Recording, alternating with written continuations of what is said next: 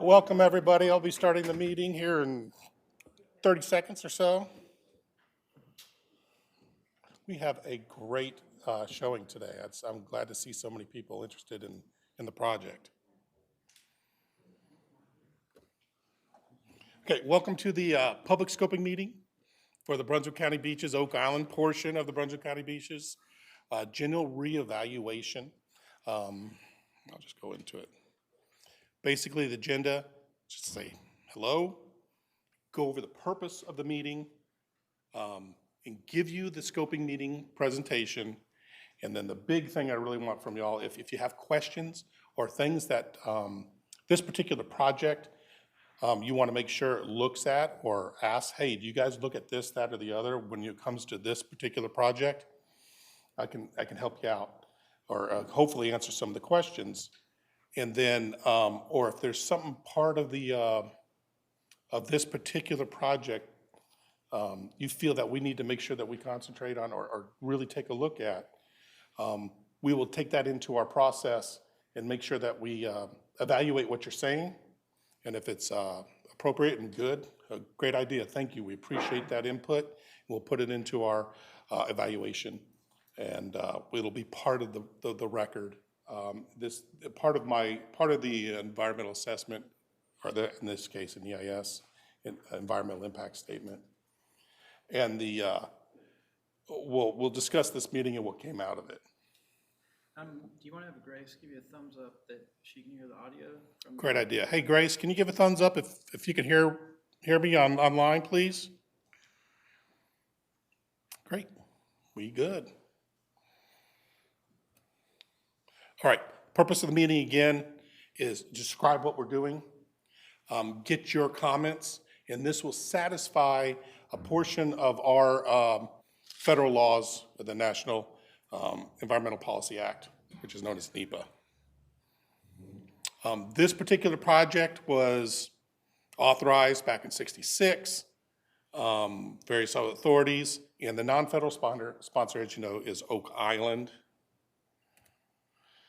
Cooperating agencies. These are federal agencies that are working with the Army Corps of Engineers to provide input to the project, and will, in some instances, not only providing input to our evaluation processes, but also get either permits or authorizations of some sort or the other to move forward with the project. Okay, storm history. Some of you all know this, but Hurricane Hazel back in '54 came. If you see the X on the left-hand side, it roughly corresponds to the X on the right-hand side, and back in '54. And you can see, I mean, obviously there wasn't a lot of development on the island at that time, but you can see exactly what kind of damage can be done. A little bit later, a lot later, you can see how it's affected flooding, infrastructure, destroying homes, personal property. Okay, so basically the problem here is with coastal storms are causing damage to beachfront erosion, structures, recreational activities, and environmental resources. Like habitat for sea turtles and shorebirds. This is a short list of some of the other things that these storms are causing, some of the issues the storms are causing. So we have the opportunity here, you'll hear the term coastal storm risk management. That's how we identify these particular projects. We're going to reduce the risk to beachfront erosion, structures, recreational, shorebird habitat, stuff like that, as much as possible. We're going to help maintain recreation and all the critter habitat. This is a very old picture of what was authorized originally. You can see when it comes to Brunswick County, it was originally a Brunswick County beach authorization, which went everywhere from Sunset all the way up past, or all the way to the, almost to the end of Oak Island. It was designed to have a 50-foot berm which is basically what you know as the sands that you sit and play on, and a dune, which would help prevent damages to the houses and stuff back. So, and the idea of this kind of defense is the sand is there almost as a buffer to the storm surge and everything else. It's designed to erode away as needed, and every so often we take sand, put it back on, and protect it, almost like when I think of your car's brakes. It's there to rub down and then put on some new brakes. Okay, this is the project area, as you can see. Just gives you general overall, this is where municipal boundaries of Oak Island. It goes very much into the interior, but we are going to be focusing on the coastal storm risk management, which will be right there on the island itself. This is a history of where material has been placed in the past, how much, in what year. So as you can see, everything from 2001 to 2022, you can see approximate locations on Oak Island and approximately how many cubic yards. So you can see that this there's been, over the years, a lot of activity on the beach. A lot of material been placed on the beach. Okay, so what does the Corps and the local sponsor, Oak Island, town of Oak Island, what are we looking to do? So bottom line up front, we're looking at reducing the risks to life, safety, everything that I mentioned before, over a 50-year period of analysis. So in the way we're looking at it, it's going to take a while for us to get our documents and everything together. So it'll start approximately the year 2032 and then go for 50 years after that. Here is a very approximate location of borrow areas if sand was going to be taken from inlets or offshore. Here's a approximation of some of the places that we feel maybe have a higher probability of having good sand. And you got to have good sand to place on the beach. It'll stay there better. It'll protect your turtles better. It looks better. There's all kinds of positive reasons to put sand and not silt, clay, rock, shell, and stuff like that on the beach. Lockwood's Folly has been one that was used in the past. You can see at the very much top left-hand side, that is basically the inlet. And then there are areas outside that are very broad, and we'll be looking in these areas. These are areas that to us look promising when you're looking at a map and look at the contours and whatever knowledge of the area that we do have. But they're big, so we're going to have to refine these areas, and if we're going to use material offshore on the beach, we're going to have to refine these areas and look a lot more detailed. You can see that there's a large gray box, and at the bottom of the gray box is the USACE. That's the proposed Oak Island offshore borrow area for this upcoming placement, if I remember correctly. That's an approximate location, but you can see that there's a lot of ocean, and it's going to take a lot of investigation to really find something, because sand is becoming more and more difficult to find. It's becoming all the low-picking fruit has been picked as much as it can, and we're having to look further out. As you know, there are other beaches in the area that are looking for sand. It's limited sands, and figuring out where yours, theirs, everybody's sand's coming from is obviously a very big topic. There's frying pan shoals right south of Bald Head Island. That is it's a sensitive environmental area that we are loath to do any kind of dredging in that area due to the environmental essential fish habitat. So you can see the shaded areas are kind of where we're looking now. Again, approximate. We don't know what we're planning on doing yet, so we don't know if there will be sand placed on the beach. We're very early on in the process. So that's why we're getting you involved on the ground floor, in case we're missing something. Now, BOEM is not only a cooperating agency, but the Bureau of Ocean Energy Management also provides lease for materials that are in federal waters. That's anything 3 nautical miles. As you can see, there's a little dotted pink line that runs right through the first rectangle. That is approximately, I believe that is the approximate 3 nautical mile. So anything outside that area is no longer in state waters and will have to be a permit obtained from BOEM for that. Now, BOEM, to provide that permit, we work with BOEM, and the environmental document, they will adopt as theirs also. They go through a little bit smaller process, but they'll be using the same environmental impact statement that we will, and that way don't double up the effort and double up the costs and stuff like that for the exact same project. So BOEM and Corps will be working very closely. So when we do any kind of, they're basically co-author of the document along with the other federal agencies, but they are even more so because they will actually be using that document moving forward. Okay. In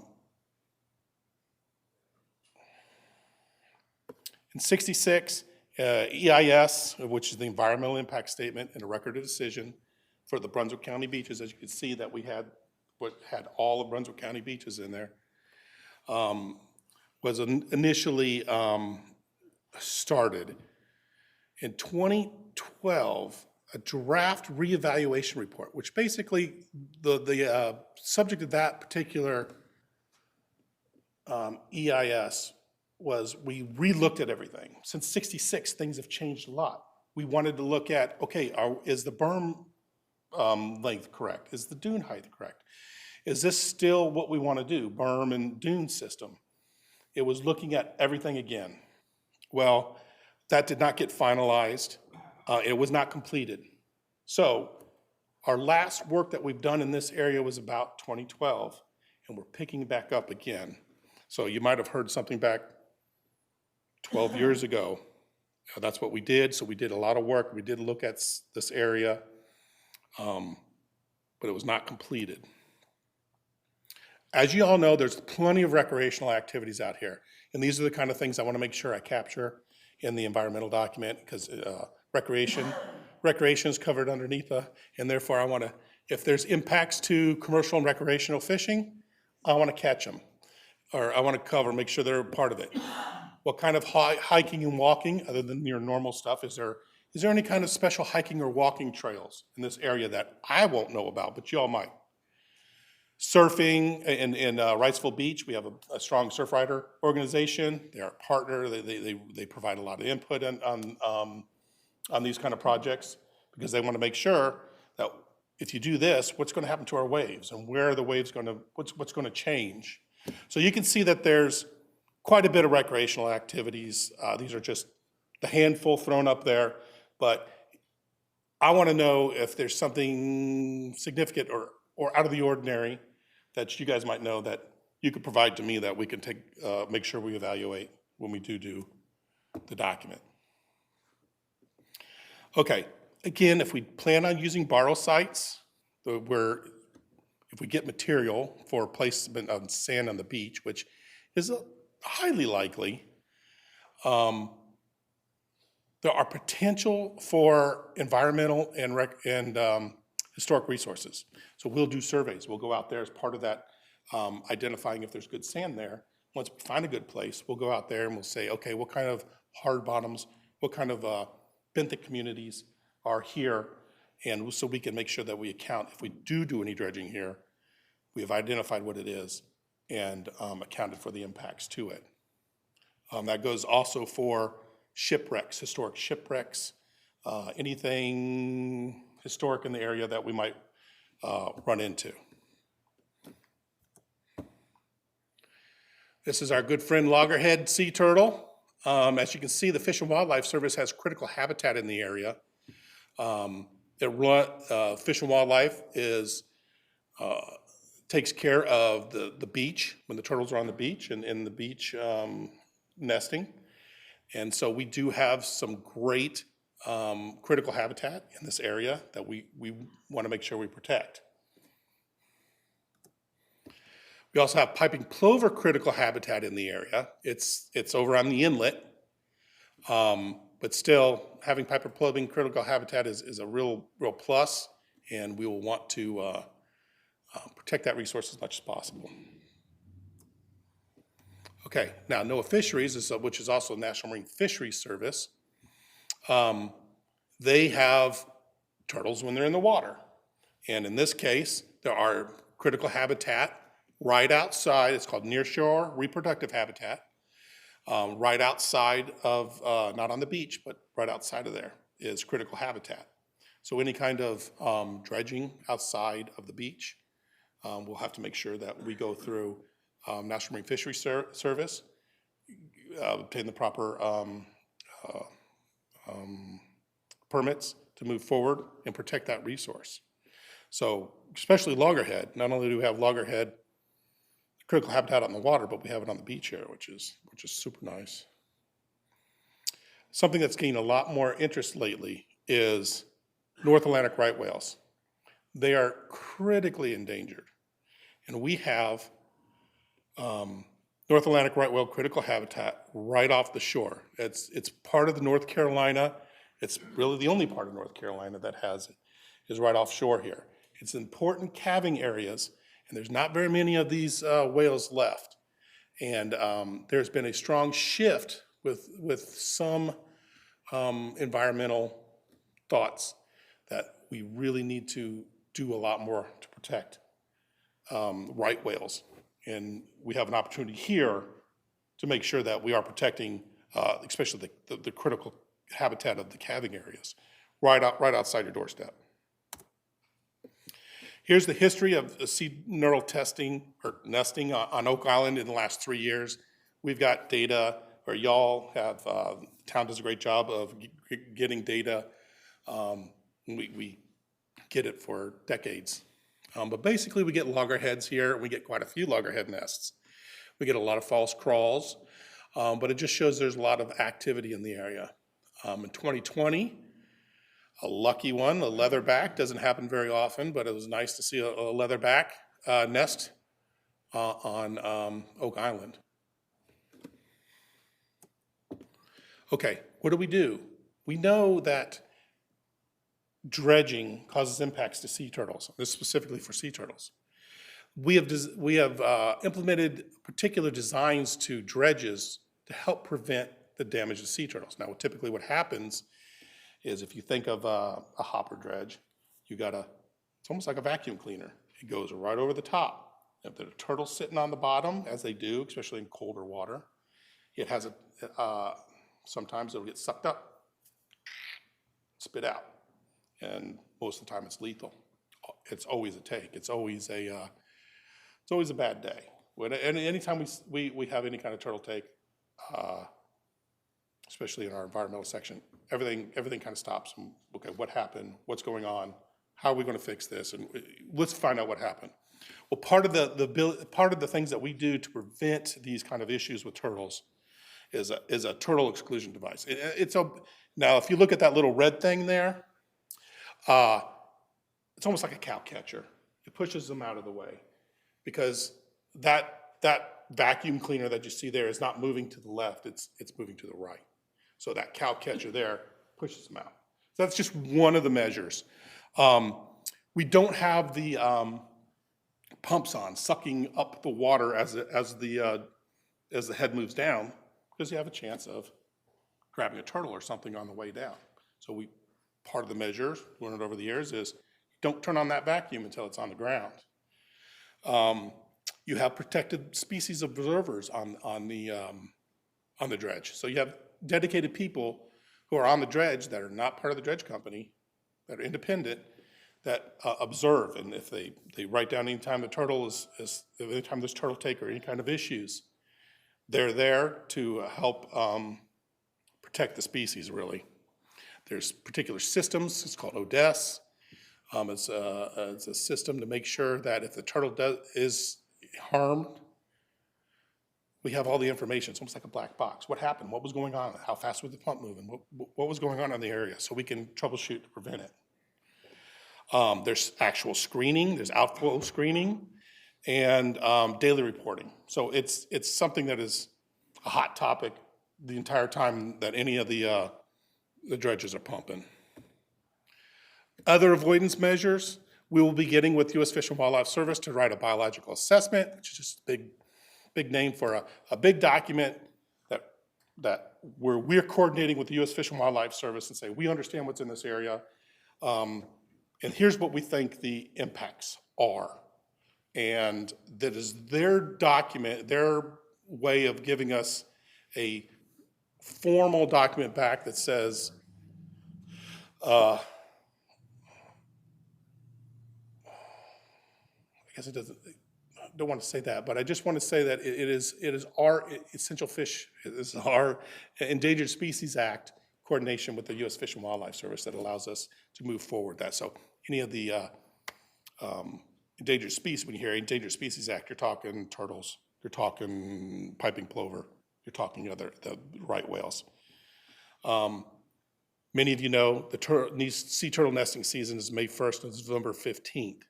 We try to avoid that time as much as possible. We don't want to place material on the beach if we can avoid it, because there could be turtles' nests there. But if there are turtle nests there are protocols to help move those nests out of the way with U.S. Fish and Wildlife's with their overview and making sure that whatever we plan or whatever happens is done in the best way possible. As you know, daily before 9 o'clock, we got observers that go out on the beach. A lot of the towns have their own observers. If they don't, then we get observers, and we get make sure that that if there's any of the mamas that come onto the beach and lay eggs, that they're identified where the area is, and we either move them or avoid those areas altogether so we're not disturbing the nests.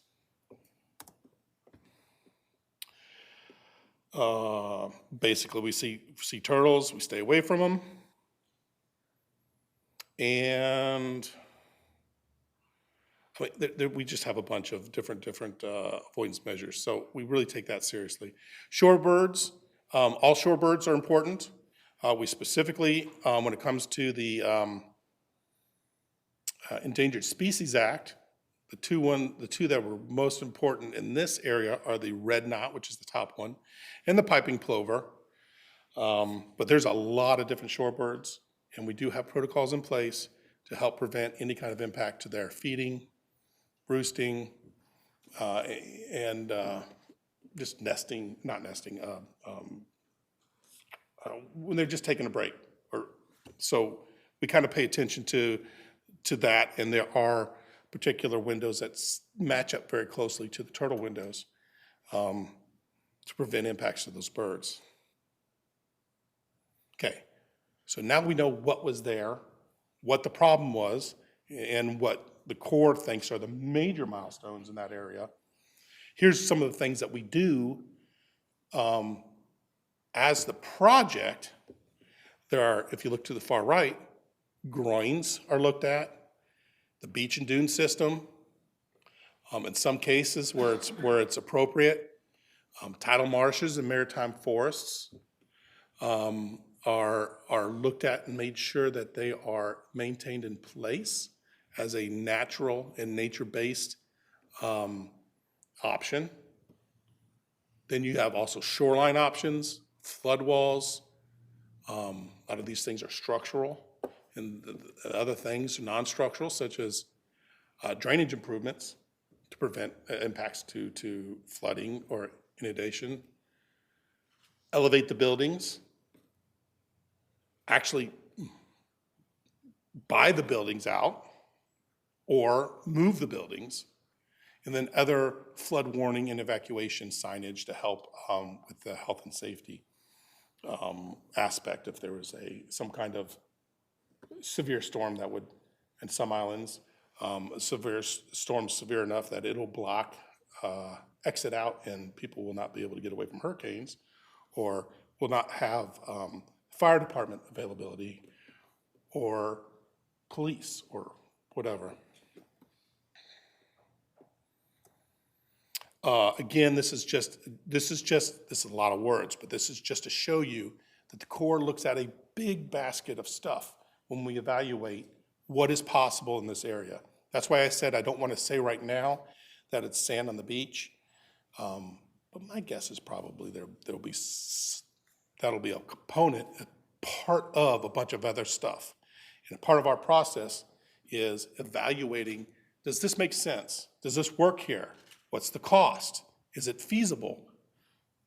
So it's a very long, drawn-out process, that a thorough process. Maybe not long and drawn-out, thorough process. Okay, right now we're in scoping. Scoping is just another fancy word of saying, hey, we're reaching out to the public and agencies. We want your input. We want, like I said before, what am I missing? I gave you a general basic what we're doing and how we fix it. But if there's something special in the area, I want to hear about it. We expect to release a draft report, which will be given to the public and agencies, so you will have an opportunity to take a look and read what the Corps has written, given your input.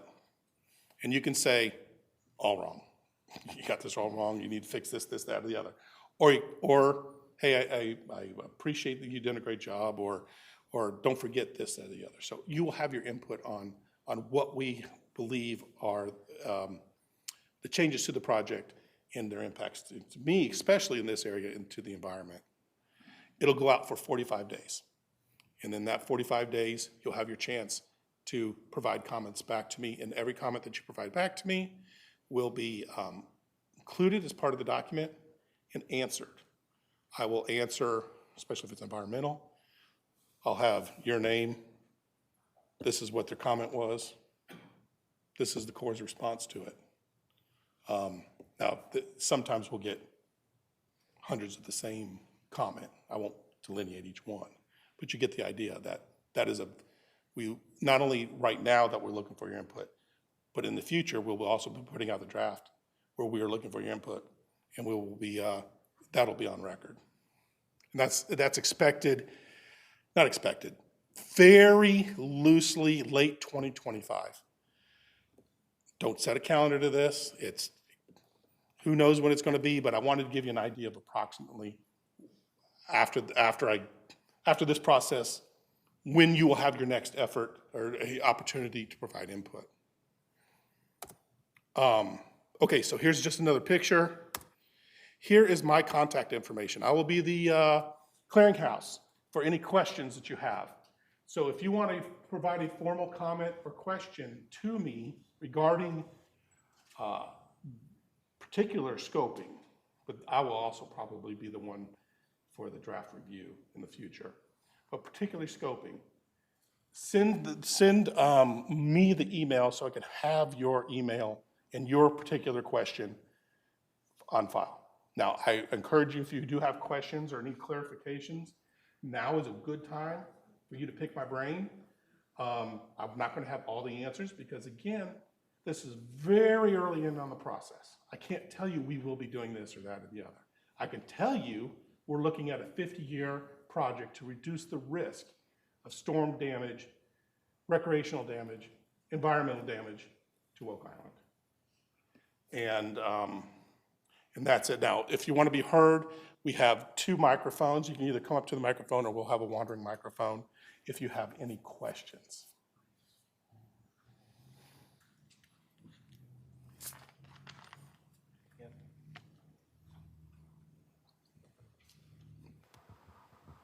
I'm going to read this because I want to get it straight to you. I'll avoid going in too much into oceanography, but if you look at what we have here, a tropical storm, even a nor'easter, often produces about a 10-foot breaking wave ultimately coming along shore here in Oak Island. And they do so in an eroding manner, and the energy packet of a 10-foot wave touches the ocean bottom at a depth of around 35 feet and forces a break at a depth of around 13 feet. But a good deal of wave energy starts to dissipate at a depth of about 20 feet here. The further the 20-foot depth line is from the shore, the better off we are, because you get the energy quicker. And you can witness that at Caswell Beach, where that line is about 1 mile at the west end of Caswell and over 2 miles at the east end. But along the town of Oak Island, this line is it's much closer to shore. In fact, from southeast 40th Street to 68th Place West, which is almost to the point, this line is only 800 to 1,000 feet out, the 20-foot depth line is. Hence, a lot of wave energy comes and hits straight onto our beach in storms with a much greater eroding force than it does at Caswell Beach. So here's my question to you. That was kind of a little background. I'm sorry about taking that much time, but a 10-foot high submerged breakwater constructed out of concrete rubble or something like that at a depth of 25 feet running parallel along the corridor mentioned would greatly reduce the impact of these waves.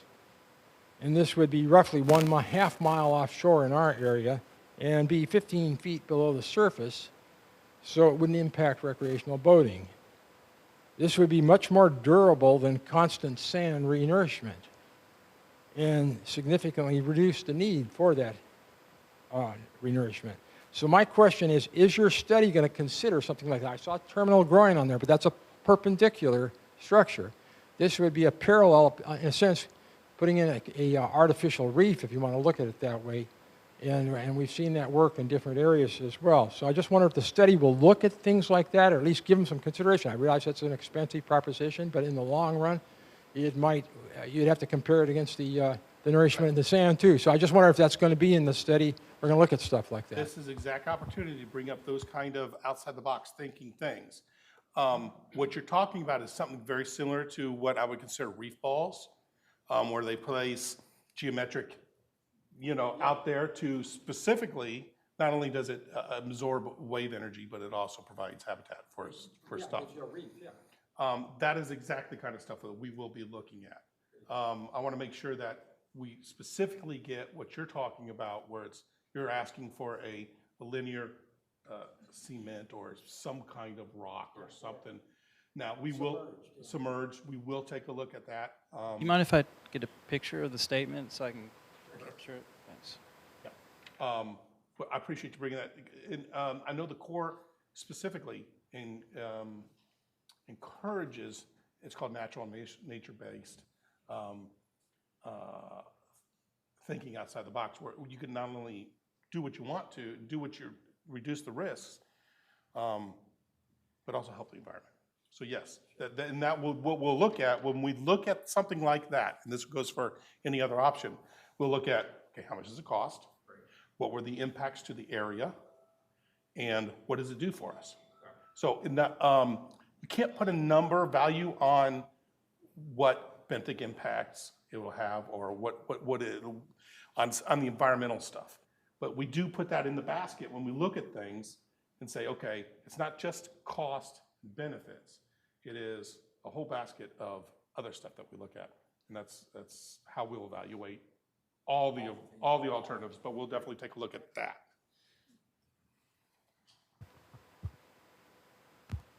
First of all, thank you. That was really awesome. A lot of that research. My only thing I want to add on to that is sand engines. Have we done any research on sand engines? Describe sand engines to me. I'm not going to be able to describe it because I've read it online and I've seen pictures of it. You know what a sand engine is? He's our coastal engineer, so he's got the engineering stuff. But Sure. Does this work? and we do. I'm sorry. We also do have other Corps folks online that are participating online, so they're hearing these kind of things. They're probably yelling the correct answer at me, but I just don't have those to you right now. Yeah, so sand engines, are you referring to sort of Dutch concept where they just put a bunch of sand in one area and let it distribute? Exactly, it's the way the flow of sand goes, which will cause the flow of sand to head back towards the beach instead of away from the beach.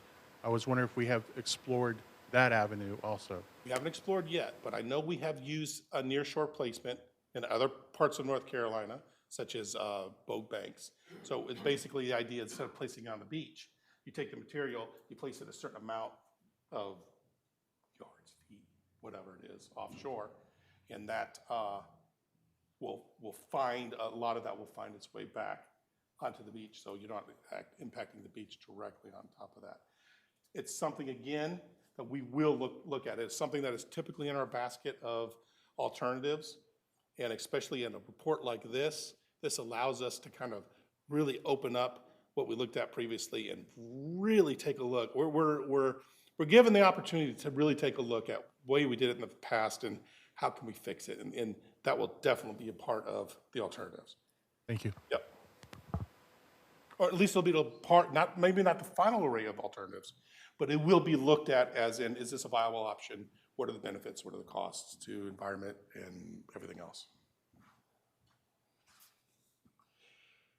Now, if you don't want to, again, if you don't have a comment to me right now, please send me an email, and I will, this way I'll have it. And those who did speak, if you'd like to send me an email to make sure I captured what you said, would be very appreciated.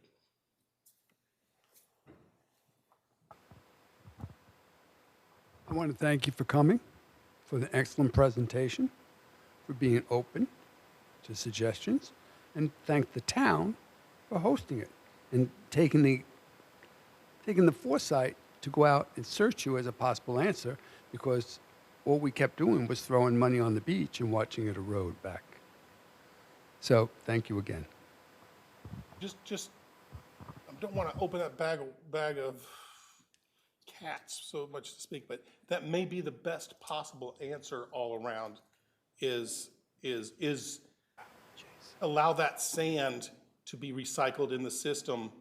Like, take, for example, it may or may not be appropriate here, but in Wrightsville Beach, they place sand on the beach, it goes into the navigation channel just south, because it falls in, it's all beautiful sand. Take that sand, you put it back up, and it might sound a little bit wasteful to keep doing that, but it provides at a best cost available the coastal risk management that we need, and it's not using sand. It's recycling the sand in the area instead of going offshore. You see, you're providing us the opportunity Yes, to find that out. that's right. Okay? Prior to that, the town, due diligence, had no other alternative. Now, I'm not familiar with exactly what their constraints were. You're providing a definitive, here's what works, here's what doesn't work, or alternative. And that's all. I Yeah. just wanted to commend you. So stand off. This is the perfect opportunity for us to, like I said, let's take a look at all these options and see what makes sense.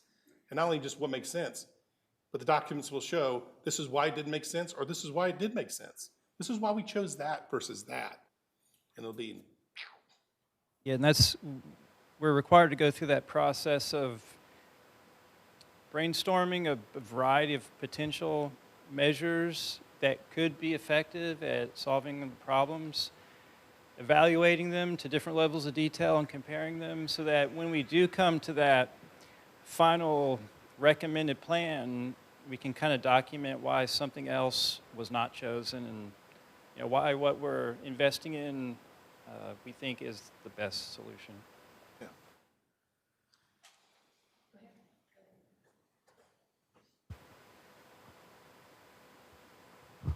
I'd echo my appreciation for y'all coming down to talk to us. The turtle issue got my attention from the standpoint that it sounded like you are sensitive to the impact of dredging on the turtle habitat, but I also thought I heard comments about avoiding impact, but not completely. As an example, you pointed out the 1 May to 15 November turtle season. but there are critical points in that spectrum from 1 May to 15 November where the impact of dredging is particularly dramatic.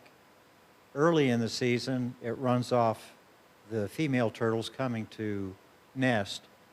Later in the season, around September, you don't have a cattle guard on your dredge that would be small enough to protect hatchlings that would be flooding the offshore areas as they emerge from the nest.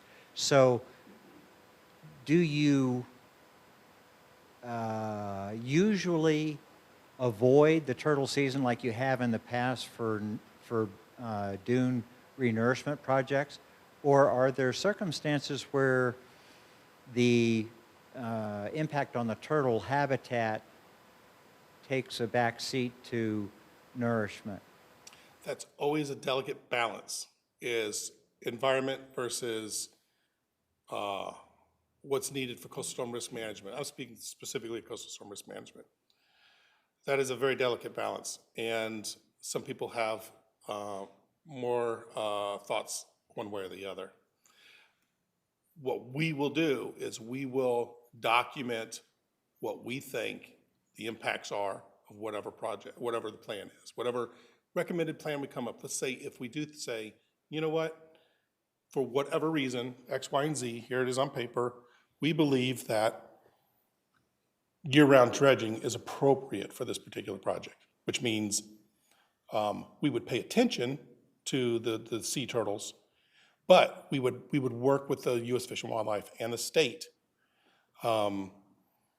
to how do we get this project done and still do the best we can for the turtles.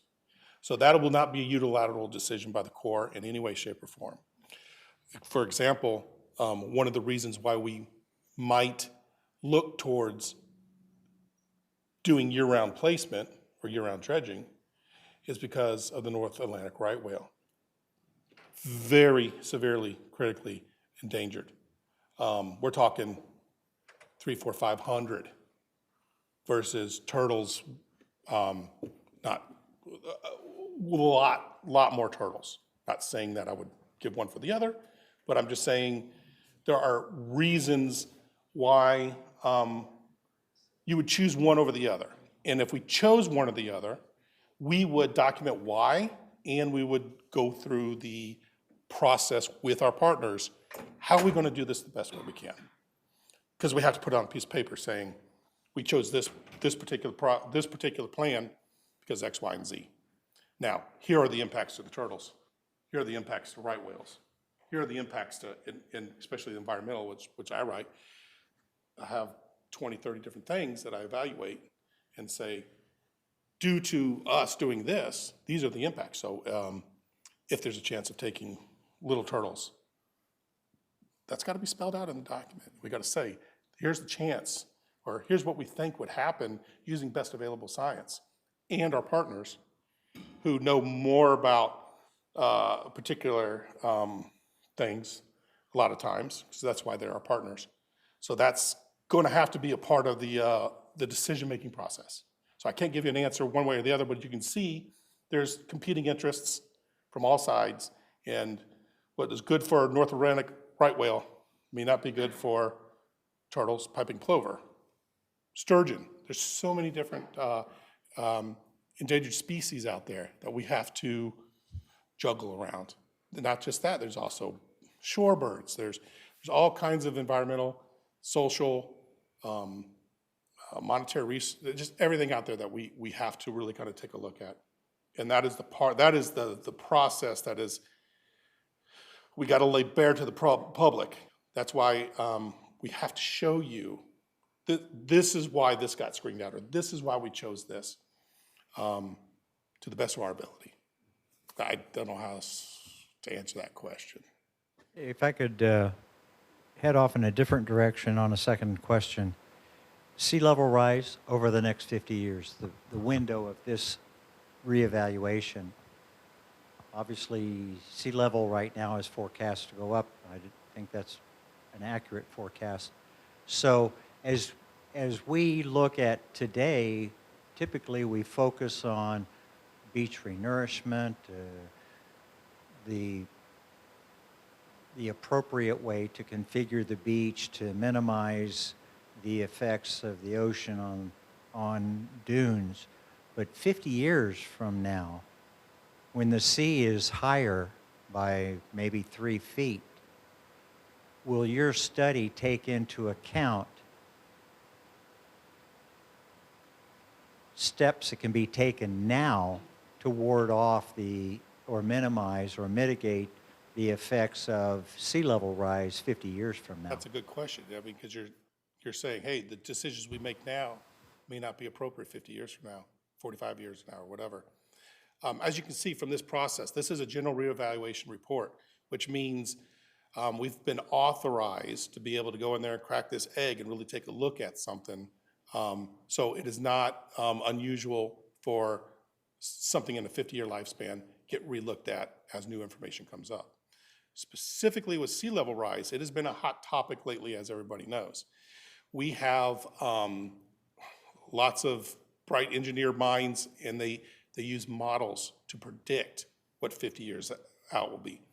Right now, we have a low, medium, and high, what we expect on a low, medium, and high probability of particular sea level rise, hypothetically 1, 2, and 3 feet over 50 years. So we build into the whatever measures we use, those that data. So we know we can't if the dune height is 15 feet or whatever, we know we're going to need 18 or whatever modification we are going to need. Now, these guys have all kinds of models that show us, and especially with sea level rise, they're very new, fresh models that are vetted throughout the Army Corps of Engineers. So we do the best we can with the best available science we have now.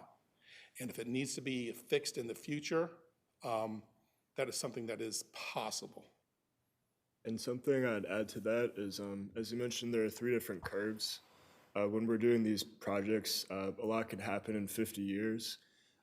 So we try and make the plan capable of adapting to whatever does happen to the sea level. So if it ends up being a lot higher than we predicted, then we try to work in some form of adaptation plan to account for that. Adaptive management, we call it. Just as things go along, we can tweak and fix issues. There's some more questions in the room, but can we check in real quick with if there's any online questions? Maybe. I don't know how to get there from here.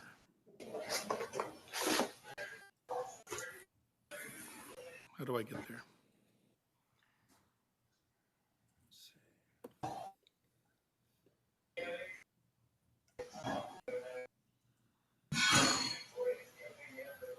Show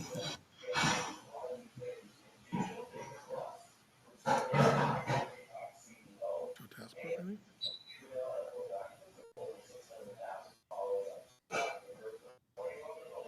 That not work? We'll come back to that. We'll have to come back to it. Sorry, folks online, if you're typing in comments, I'll have to pick them up and I'll copy them and paste them onto a Word page afterwards. So I'm sorry I can't get to it right now. Eric, thank you. Great presentation. We really appreciate it. Thank you. So a couple of questions. You mentioned that the draft feasibility report that was due in 2012 was not completed. Do you know Correct. why it was not completed? I don't exactly remember what stopped that. I can't say with confidence. It was obviously some very good reason. I was not working the project at the time. I don't know, Ronnie, if you know, or, yeah, I forget, I don't know. It'd be something that normally that the Corps would be very interested in finishing, and for some reason we were given the pencils down on it. The intercoastal waterway and our canals and marshlands, is that going to be involved in this process at all? Is this specifically just the... That's a good good comment. Now, typically, in coastal storm risk management projects, we've looked at basically the first 3 rows. Over the years, we've gotten feedback that, hey, the damage doesn't just come from the first 3 rows. A lot of times we'll get back bay flooding. Well, there's a new model out that we will be applying to this particular project that specifically looks at that kind of damage, not so much the damage that comes in from that, but that damage. So not specifically damage to the intercoastal waterway or infilling of navigation channels or whatever, but actual specific damage to environment, all the other stuff, houses, infrastructure, that kind of damage coming back. Helpful, thank you. And last question, we felt very blessed to get $20 million from the state for this current beach nourishment project. Surf City managed to get $237 million from the Army Corps. Are you familiar at all with that project, like what it involves other than dredging? Are they using some really cool and different technologies? I am very familiar with Surf City, but when it comes to funding, there are all kinds of issues. And I know Surf City particularly have had various specific issues that they've had to deal with. The Corps, I don't think it's not the Corps that gives out the funding. The Corps cost shares. So the federal government will pay a portion, and the local sponsor pays a portion, in whether it be town of Oak Island or Brunswick County or whomever. That is all done in Washington, D.C. And when it comes to how much you get, I think it has to do with what are your needs and if it gets authorized. After that, way out of my league, and I'll probably give you bad information. Some of the technologies you mentioned, are those going to be utilized as far as you know, or is it simply just dredging sand for Surf City? Well, we have not decided what we're doing for Surf City. That project has not had its environmental assessment put out for public review yet. So it's premature for me to say anything until that comes out on the street. And then I'm happy to take anything there. But typically the coastal storm risk management projects have been taking material from offshore or inlets and placing them on the beach every 2, 3, 4, 5, 10, 12 years, or whatever it is for the life of the project. Perfect, thank you, sir.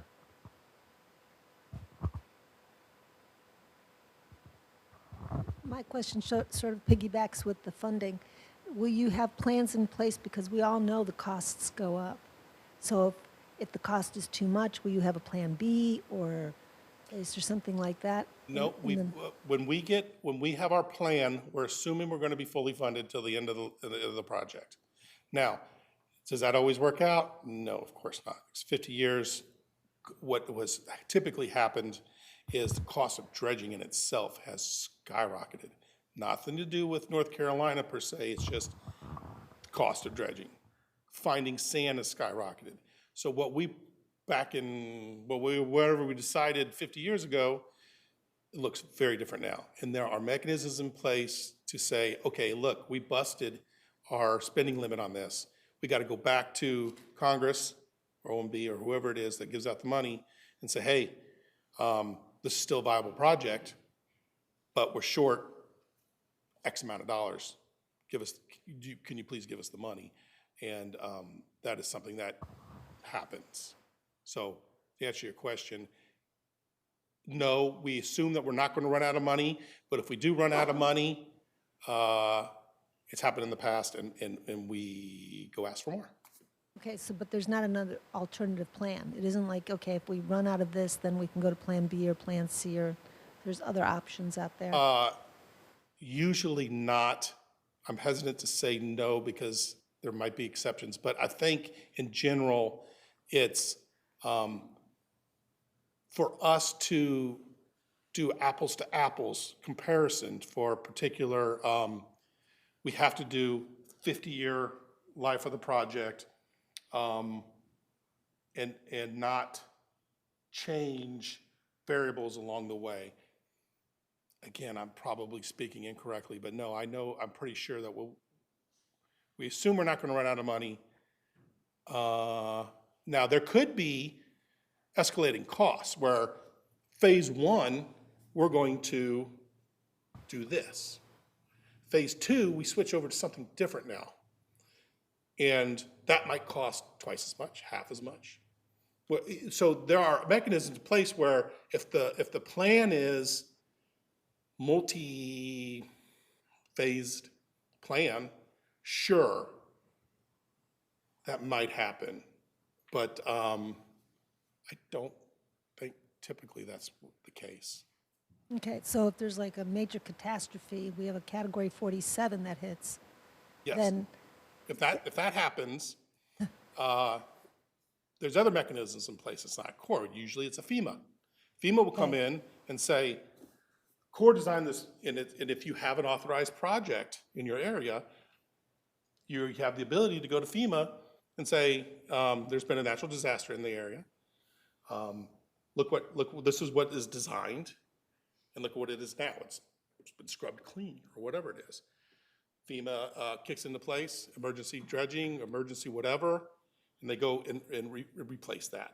And I believe that's no cost. It's just 100% federal or something. Again, I could if changes do occur, then the sponsor also will have to modify their contribution too. Yes, but that'll be all planned out. That'll be all dictated at the very beginning, not dictated.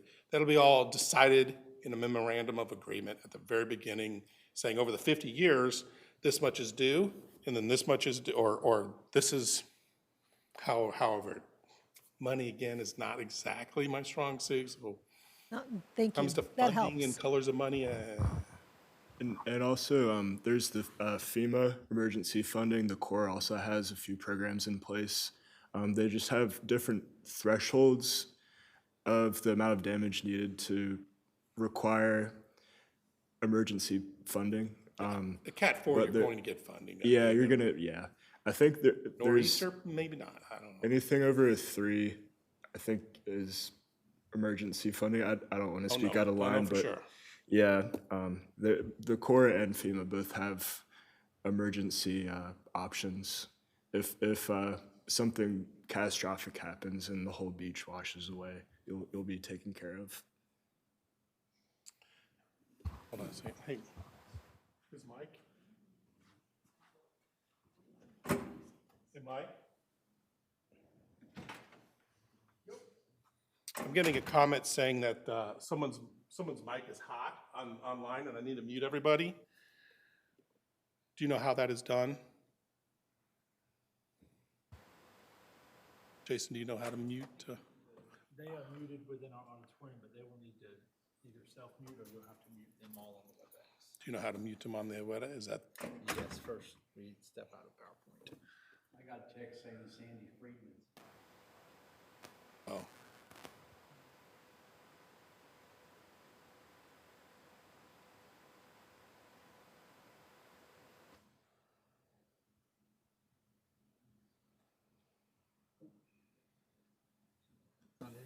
Hey, Sandy, if you're listening, there seems to be a thought that your mic is hot. Could you mute yourself, please? That's probably the easiest way to do it. Just ask. Let's go back to the meeting.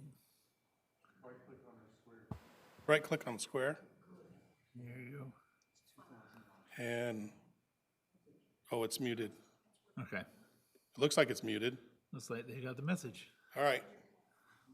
I think we're back on.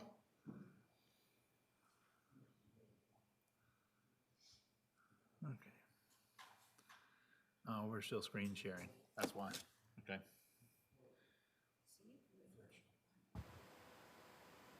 If you want, I can unmute all of them if you want to ask them a question again. They can hear me, right? Yes. If you want, I can. They should be able to type in without, I don't want to hear them, I just want to be able to see the type. Of the chats? Yeah. Okay.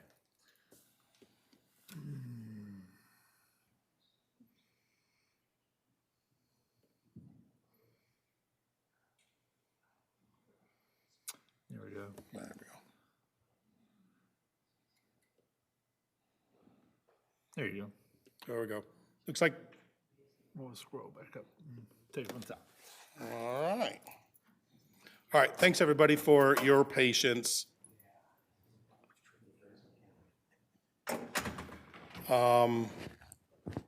Yes, sir. Since this is an authorized project, and once you do your reevaluation report, will that be a modification of the authorization? Will you have to go back to Congress to get an authorization, or will this be eligible if you decide there's a federal action for appropriations without having to go back and get an authorization? I do not believe we have to go back. It is an authorized project. Now we just got to go back and ask for money. So there's multiple steps that we have to use. It's authorized, and we've got some money to do a study to see if we can change things or whatever. And then once we come up with a plan, we go back to Congress and say, hey, how about, this is a fantastic plan. Give us some money, please. Or so we can go out and do the project. So when the study's done, and possibly in 2025, when would be the first eligible work plan of the Corps? Would it be fiscal '26? I think that's 2023 is our estimated. 32. Or 32? Oh. Okay, my guess if we're kind of in quasi-right, 2032 would be real close about the time when we do our first placement. Okay, thank you. Appreciate y'all being here. I appreciate you all being here. This is a very good turnout. You mentioned that you were looking at the impact when basically 3 blocks from the beach. Are you looking at the influence from inland flooding? I know that's a big thing now, as much as 100 miles away, impacting the amount of water that makes it to the coastal zone, impacting inlet stability, freshwater kills of oysters, that kind of thing. You drew a picture up there of your study area. It doesn't include that inland flooding. Is that something that you're going to be looking at? Typically, inland flooding is not a part of the coastal storm risk management unless we believe what we're doing is impacting inland flooding. That'll be part of the process. I don't remember in previous projects if we've concluded that placing material on the beach has positively or negatively affected inland flooding. I think my question is more the impact of inland flooding on what you're doing at the beach. You put sand in, you have a inland flooding where they get 20 inches of rain. All that water comes down the Cape Fear, your sand's gone. I know there's been a lot of attention to trying to control that, control the problem before it gets here. And I was just wondering if it's outside of your study area, but That's an engineering question. I'm hoping maybe either you know about or can. Yeah, so we run several different models. One, as you said, is sort of based on trying to model the first 3-ish rows of the beach, give or take. We have another model that models the flooding and the what we refer to as the back bay region, for lack of a better term. So that'll be like the canals and things of that nature. That's a little bit more of an economic model. And then we also modeled the inlets. So for instance, if we decide to take our sand from an inlet, we'll have to model that and make sure it's not impacting the properties behind the inlet. And it sounds like you're thinking about potential high currents coming out of Cape Fear River. Is that? Well, the whole Piedmont area, comes this way, and a couple of the conferences that I've attended lately, that's been a big, it's like, how do we keep so much water from getting here? When you have a hurricane hang out inland, we've seen that in the last few years, where the coastal zone was not impacted until the water got here. So it's way away. It's not, it's not your 3 blocks. It's not your back bay, but it does affect that with all that water coming down. And I don't know if that's something that you would model or, like I say, that there's a lot of states that are looking at trying to control that water because it is such an influx. And not just the volume, but the, the freshwater kills. Just curious. Yeah, yeah, it's definitely a good point. We do take compound flooding into account very seriously. It's a very complex issue. But as far as, freshwater kills and things further upstream like that, that I think would be outside the scope of this project because we're more focused on the coastal storm risk portion of it. That definitely is an issue that is definitely worth noting. My thesis area was in Buzzards Bay, Zeke's Island, and after one storm, that whole area was killed. There was not a living oyster out there, and it was from water coming down from inland flooding. So it's not really just upstream, but it's coastal zone. Yeah. That'd be one of those things that I think we would definitely take a look at, but how could, under the scope of this project, how could we somehow positively impact that? We're gonna have to sit down at a table and kind of chew through that, because if you have an idea of how a project with this scope can positively impact that, while at the same time protecting coastal storm resources, or coastal resources, that'd be a win-win. So thank you again for coming. A couple of quick questions, and some of these might be relatively easy, just yes or no's. But so you'll come to us with a feasibility study. At that point, town council, citizens can review it, but town council will vote on entering this agreement with the Army Corps. Is that the way that goes? And then that would begin, you said 2032 for a 50-year term. Is that what I understand? It's for a 50-year term. I'm not exactly sure how local politics work when it comes to this. I do believe is once we come with a recommended plan that we don't have to partner. We can just, this is a study for us to make a decision on whether we want to move forward with. So I don't know when it comes to local politics, who votes and when or whatever, but this will, yes, when this is finalized, they will, you all and will have the opportunity of saying, given this information, do we want to move forward? So we would continue to fund our own beach nourishment through the beginning of that contract date? Yes. Okay, and then after that contract date or during the term of the 50 years, let's say you have 7 or 8 different municipalities or coastlines here just in our area, and we're all devastated by the same storm. Does the Army actually have the capacity to mobilize and to do this type of work on behalf of not just a single beach, but possibly multiple beaches that might be impacted at one time or through one storm? That's a very good question. Something more regional, what would the impacts be? Well, first of all, the Army Corps of Engineers really doesn't own too many dredges. So we contract that out with the fleet of dredges that are out there.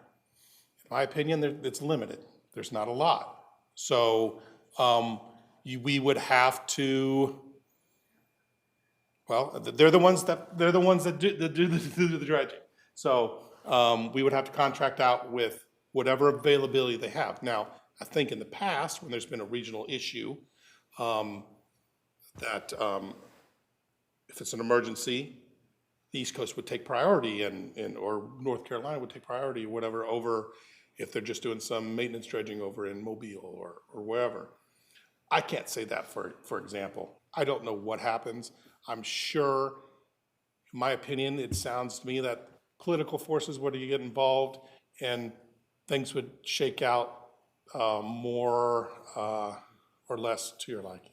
So you're using the same assets that an independent beach who isn't using the Army, that they might be contracting, they might have actually gotten to them ahead of us and we would just be in that queue. It's not like the Army has its own dedicated resources or assets that it deploys for those beaches that it's under contract with. A lot of times, but that being said, smaller projects, a lot of times have local, smaller dredges. We usually deal with the larger dredging companies because we're talking millions of cubic yards versus 5 or 10,000. And there's not a lot of fleets available that does that kind of large work that you could get it done in a year. So, and in that 50-year contract, are beaches still able to do their own ad hoc or additional work over and above what the Army might be doing, scheduled to do, able to finance, what have you? Or do we really turn all of it over to the Army and we're now on your schedule, your timelines for all of our beach nourishment? If I'm correct, you have your ability to do whatever you want to your beaches. You just have that extra insurance policy that the Corps said in this document, and we agreed that over so many years, you get this much, and you know, funding is. Now, there's some times where the government doesn't have the money to give us, so we don't do dredging. Even though it said that for 50 years, there might be years that get missed for funding issues. That's out of everybody's control. But I'm missing, did I miss your point, or did I address it? No, I mean, the point was basically, we would still have the autonomy to do over and above. If your asset's constrained, if your funding constrained. Yes. If for any of those reasons, and you can't provide, because there's the reactive beach nourishment after a storm, and then there's the proactive to keep, you know, our berms and our beaches in a position to withstand future storms, small or large. I believe that is the reason why many coastal communities run in parallel a regulatory outside of the Corps. You know, they get with the state and they come up with a 50-year plan also, just in case the Corps doesn't start on time or whatever the reason. Yes, I think that is an insurance policy that some coastal communities use. Do you have 50-year contracts in place right now with other municipalities in the southeast, let's say, that are most vulnerable to hurricanes? Yes, I believe Wrightsville and Carolina Beach were the first 50-year, first coastal storm. Well, they weren't called coastal storm risk management back then. They were called beach erosion controls or something. They were one of the first on the East Coast to get this 50-year plan, or any sand at all. That timeline has since elapsed, and we're renewing a lot of it.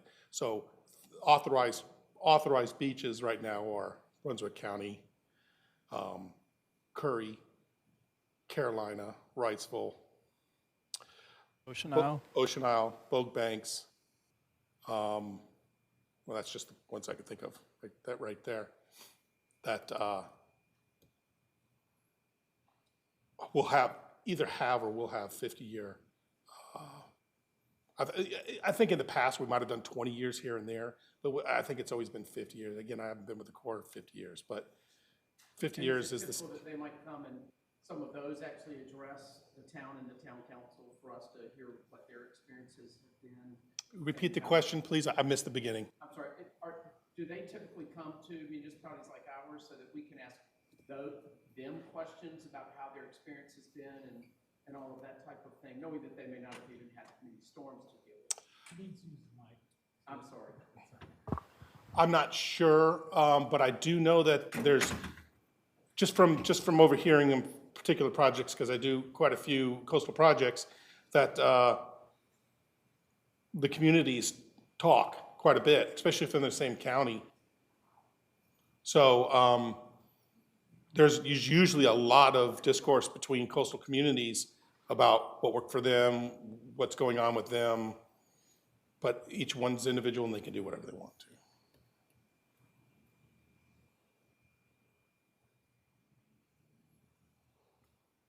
Any other questions or comments in the room? Okay, it's 7:15. I'm going to try to go over this chat, if there's anything in the chat that, will I make the presentation available once the minutes are complete? Are there other cooperating agencies other than BOEM? Yes, the other cooperating agencies are U.S. Fish and Wildlife, National Marine Fisheries Service, Habitat Conservation Division, which is the EFH portion, and National Marine Fisheries Protected Resources Division, which is the endangered species folks. So they got two there, and EPA. So the federal agency, the major federal agencies are also our cooperating agencies, but they will not be co-author of the document. They do not need our document to move forward with any of their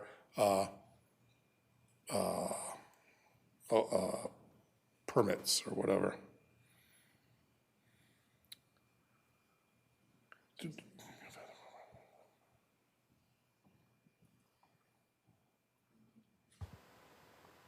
So we get the report sometime in 2025, Ish. and the 50 years begins in 2032.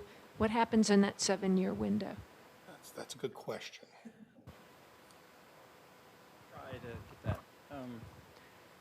So the study doesn't complete in 2025. That's the projection for the draft report to go out for public review.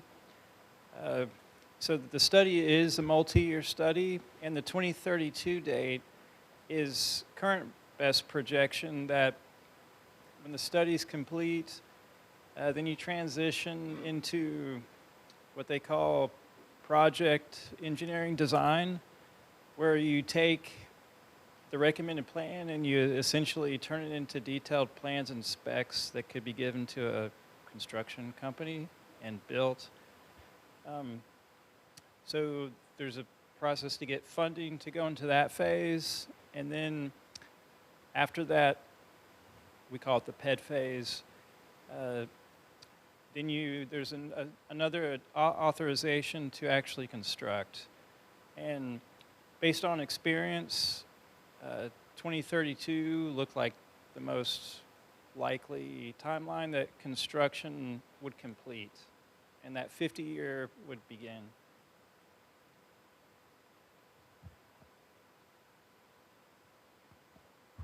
Going back kind of her question, what about the 2012 report that was never completed?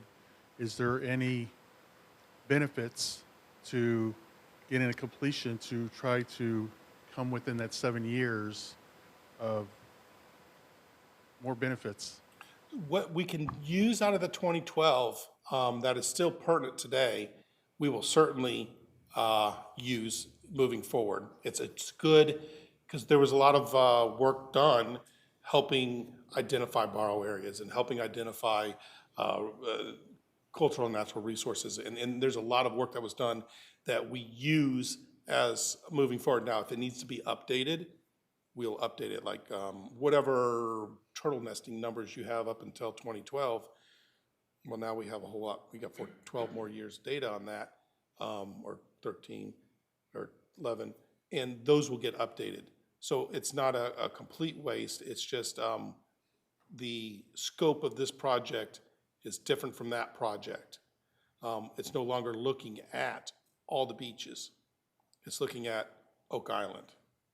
And so it's more Oak Island focused. Holden is the same way. They were part of the Brunswick County Beach 2012 project.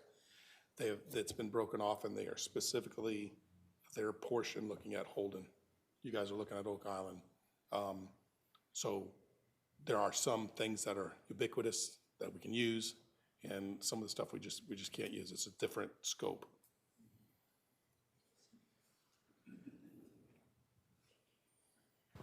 So Holden has a project, and we have a project, and there happens to be an inlet in between that you maintain, and we supply, I guess we fund something in the neighborhood of $100,000 every other year, and Holden does the same. Is the inlet part of either of our studies? Because I know our longshore current takes our sand to the inlet. I'm sure it's going to be an option and looked at in both studies. Now, who gets the sand? That's a political thing. I don't No, I'm know. not asking who gets the sand. It's the physics, the dynamics of how sand moves and where it goes, that erodes our beach and it just ends up there. So by having a plan that goes beyond considering just beach renourishment potentially would save the Corps money, save Holden money, and would benefit at least our West End, if nothing else. So I would hope that that would be a consideration. I understand from a funding point of view, you've got to draw, you have to define a scope for the project. But Mother Nature doesn't work that way, unfortunately. And it would be, you have a perfect opportunity to look at something, the dynamics of something bigger. In this case, both that are on either side of the inlet and come up with a potentially a different solution that would benefit all three of those places, as opposed to just looking at Oak Island in isolation and Holden Beach in isolation. And if timed correctly, you have the potential to save a great deal of mobilization costs.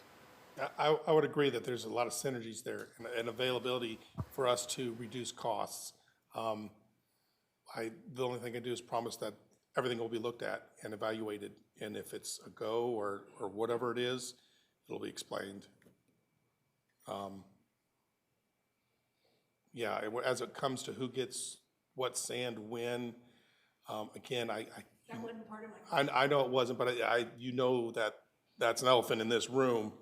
I can't, I don't think that the Corps decides that, and I think it's a political thing, and Well, if we could keep the sand out of the folly, then we don't have to worry about who gets the sand. And I'll add that. Yeah, Carter? I'll add that the physics you mentioned, those will be taken into account as best as they can. And it sounds like you're sort of maybe thinking about terminal groins when you say that, about the sand getting in the inlet. Not at this meeting, I haven't. Okay. Well, that's one of the things we're gonna model. It's on our list of potential alternatives. So it's just, yeah, another thing that we're gonna look at. We're looking at all the options.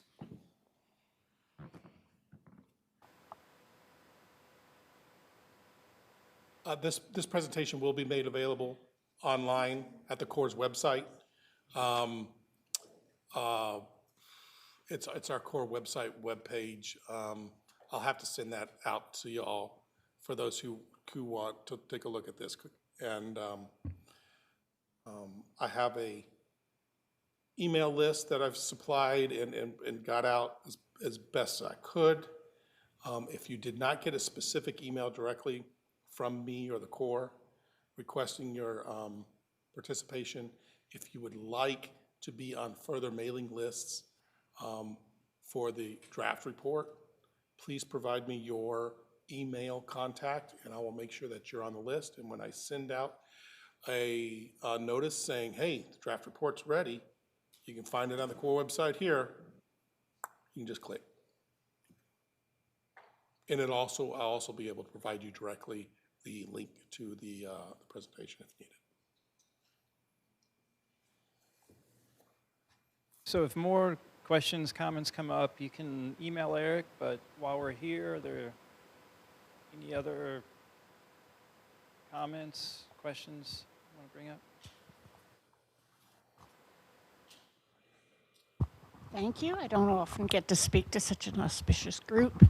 I'm Mary Ellen Rogers. I live on the island. I'm across the street from the ocean and 2 blocks from the intercoastal. So it's a pretty busy area. I get water coming over from one direction and water coming up from the other direction. And it's really important to know which way it's going to me. But I also have been reading Orrin Pilkey and all the other coastal geologists' reports since 1985, and they're all saying the water's coming up. And the best the best response for those of us who have island property is strategic retreat, and I have not heard anybody even talking about not permitting any more beaches on the front or the back that are subject to flooding in the near future. But I'm hoping that the Army Corps of Engineers at least takes all that stuff into consideration, because in 50 years, I know my house is not going to be there. I'm across the street from the ocean. There's 2 houses in front of me, but I do know that the water's coming up, and you're not going to be able to stop the ocean no matter how much sand you drag around.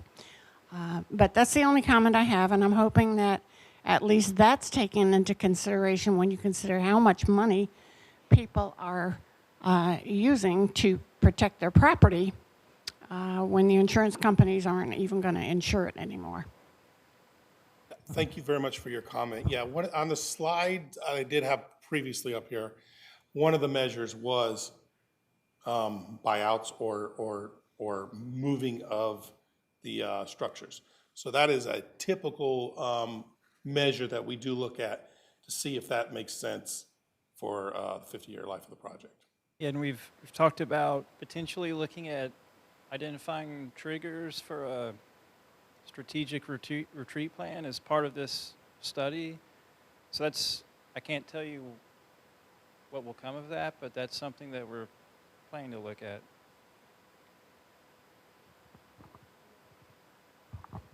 Other beach communities, for example, Bald Head, where there's homes that are in an area that's at jeopardy for sea rise, they designated a no rebuild zone. Now, would that be something that you've considered or have put in your plans previously? That is not a federal, we don't have, I don't believe we have a federal play in that. That's a local zoning for y'all, or Bald Head or whomever. We can recommend, like we said, this is what's going to happen due to sea level rise, or we expect, or we think. Here's what we think is the best plan moving forward. Now, whether it's implemented or not, especially when it comes to permitting, that is not a thing that the Corps will get involved in.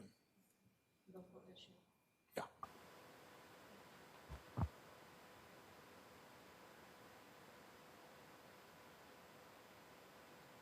Fantastic turnout today. Thank you so much for everybody for coming out. I'm available. Send an email to me if you have any more comments or questions, especially, hey, you forgot this resource or whatever. Appreciate it all. Thank you very much.